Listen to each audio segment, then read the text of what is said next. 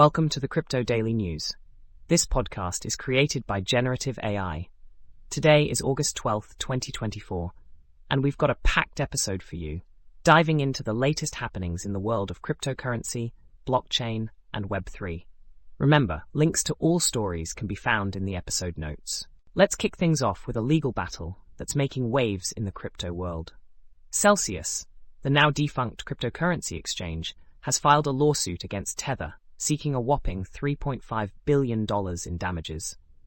The crux of the lawsuit revolves around a Bitcoin collateral sell-off during Celsius's bankruptcy proceedings.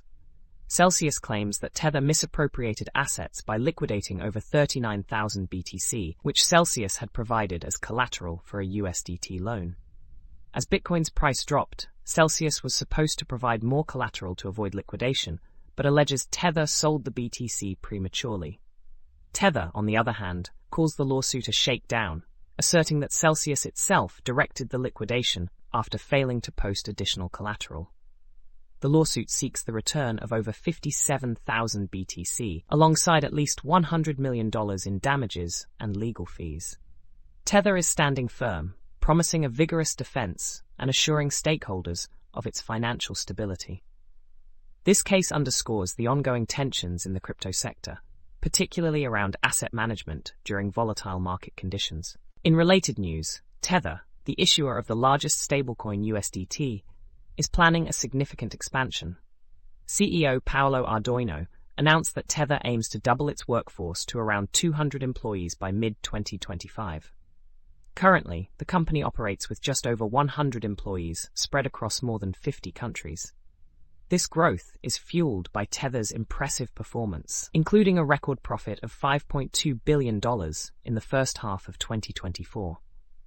The new hires will bolster development, investment, and compliance teams to better serve an expanding user base. Tether is reinvesting its profits into various projects, such as decentralized AI and Bitcoin mining, capitalizing on the post-COVID inflationary environment and rising interest rates.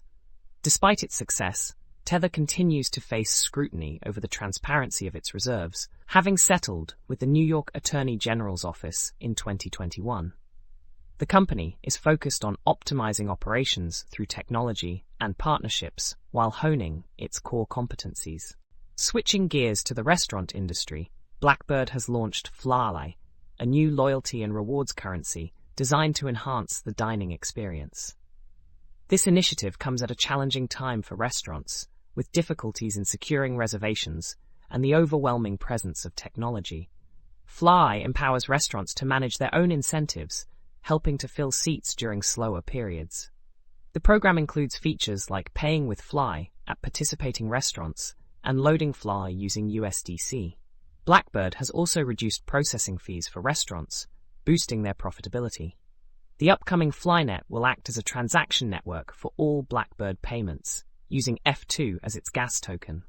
Currently, nearly $130 million worth of Fly is in circulation, and Blackbird has conducted various experiments to refine the program. The company aims to provide real solutions to industry challenges while enhancing the dining experience for customers. For more details, an expanded version of the Fly paper has been published for the Blackbird community. Now, let's delve into the world of application tokens.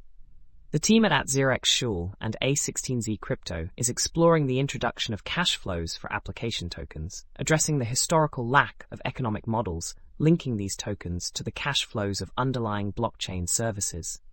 They identify three main challenges: governance, value distribution, and regulated activity. To tackle governance issues, the team suggests minimizing DAO control over protocol revenue and utilizing Wyoming's decentralized unincorporated non-profit association DUNA for compliance with tax laws.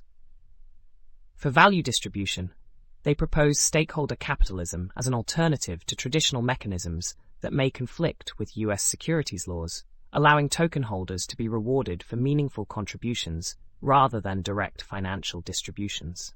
The challenge of regulated activity is addressed by designing a mechanism to trace fee origins, enabling compliance with jurisdictional regulations while maintaining the open nature of crypto. This approach allows token holders to earn fees legally and helps protocols stay compliant. The full article elaborates on these solutions and additional considerations for the future of application tokens. In the realm of zero-knowledge technology, a new ZK market map has been introduced, charting over 250 crypto projects advancing ZK technology. This map extends the crypto market map, highlighting distinctions among various ZK subsectors. ZK technology is pivotal for enhancing blockchain scalability, increasing trustlessness on the internet, and enabling new use cases. Advancements in ZK research are manifesting in three primary areas: scalability through ZK rollups, trustlessness via verifiable compute, and innovative applications like TLS Notary for bridging Web 2 data to Web 3. The projects utilizing ZK are categorized into 5 layers: core infrastructure, interoperability and middleware, developer tools and services, protocols, and applications. Currently, around 80% of ZK projects focus on infrastructure, with significant funding directed towards core infrastructure and interoperability and middleware. The competitive landscape for proof generation is expected to foster innovation in ZK applications, leading to a shift where applications will outnumber infrastructure projects. The team behind the ZK market map includes researchers, designers, and engineers who welcome feedback and suggestions for improvements.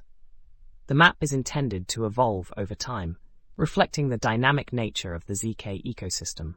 For those interested in ZK technology, the creators encourage engagement and communication. Finally, in the decentralized finance space, Matt Luongo has raised concerns about MakerDAO's potential decision to delist wrapped Bitcoin, WBTC, which makes up about 10% of DAI's backing.